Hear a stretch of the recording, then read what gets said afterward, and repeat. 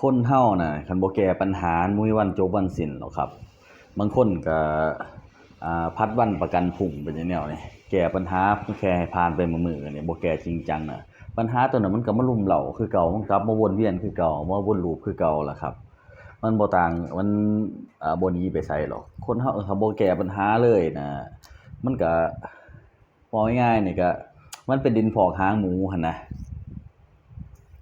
แค่เอาที่สบายใจเจ้าของว่าพัดวันประกันพรุ่งไปซื่อนี่มันก็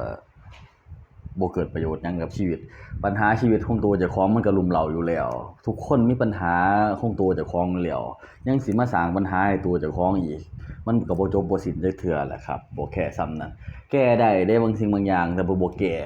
คือเป็นหยังคือบ่แก้มันเป็นความเห็นแก่ตัวของตัวเจ้าของไงนั่นคือการสร้างปัญหาให้ตัวเจ้าของ รู้อยู่ว่าเฮ็ดจั่งใดรู้ว่ามันสิเป็นจั่งใดก็ยังเฮ็ดอยู่หั่นนะ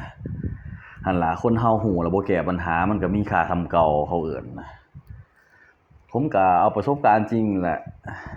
มาเว้าสู่ฟังแต่ผมนี่เป็นคนอ่าให้ความช่วยเหลือคนที่มีปัญหาเรื่องพวกนี้แล้วผมสิเว้าอยู่ตลอดเวลาแล้วก็ขนาดผมเซฟในตัวเจ้าของเวลาก็ยังมีปัญหาพวกบ่เซฟมันสิส่ำใดหั่นล่ะผมบ่เอาความทุกข์ยากมาใส่ตัวเจ้าของอยู่แล้วครับผมจะพยายามหลีกเลี่ยงอยู่ตลอดเวลา